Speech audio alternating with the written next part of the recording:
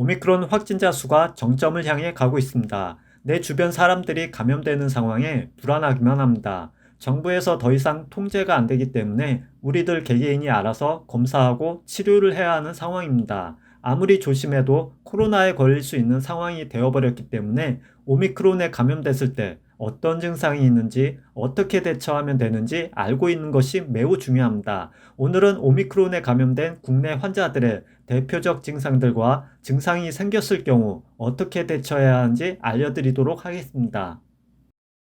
감염자가 가장 많이 호소하는 통증은 인후통입니다. 인후통은 목이 간지럽고 칼칼하거나 따갑고 아픈 증상을 이야기합니다. 우리나라 확진자의 70% 이상이 인후통을 경험하고 있다고 합니다. 인후통이 생겼다면 지체 없이 검사를 받는 것이 좋습니다. 인후통 다음으로 많이 호소하는 증상은 기침과 가래입니다. 기침이 잦아서 목이 아프다, 콧물, 기침, 가래가 동시에 생겼다 라는 후기가 많습니다. 다음으로 고열과 식은땀입니다. 열이 없거나 미열만 있었다는 사람도 있고 고열로 고생했다는 사람도 있습니다. 밤에 식은땀을 많이 흘려서 속옷이 다 젖었다는 후기도 있습니다. 감기 몸살처럼 온몸이 쑤시고 머리가 아프며 설사를 하기도 합니다. 이상으로 감염자들의 주요 증상을 알아봤는데요. 이와 같은 증상이 생겼다면 이제부터 이렇게 행동하셔야 합니다.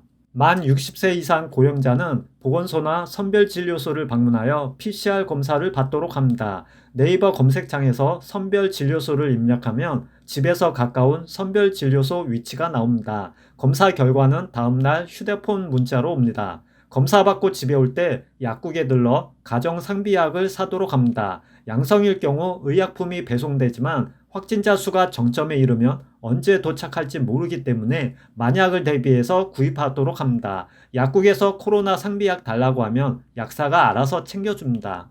만 60세 미만인 분들은 바로 PCR 검사를 못 받기 때문에 동네 병원이나 선별진료소에서 신속 항원 검사를 먼저 해야 합니다. 선별진료소는 무료입니다. 무료이기 때문에 사람이 몰리고 대기 시간이 깁니다. 동네 병원은 진료비 5,000원을 내지만 시간 절약을 할 수 있다는 장점이 있습니다.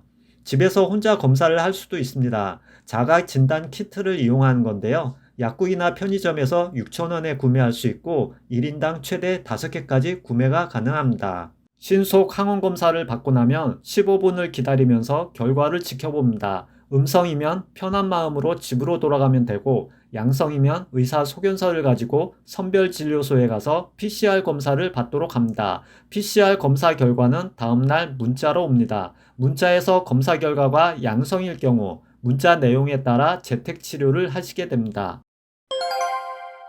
코로나 확진 판정을 받았다면 자가격리가 시작됩니다. 자가격리 기간은 PCR 검사일로부터 7일입니다. 7일이 지나면 자동으로 격리 해제가 되고 별도의 PCR 검사는 안 받아도 됩니다. 가족 등의 동거인은 감염 가능성이 높기 때문에 PCR 검사를 받도록 합니다. 재택치료를 하는 코로나 확진자는 집중관리군과 일반관리군으로 분류됩니다.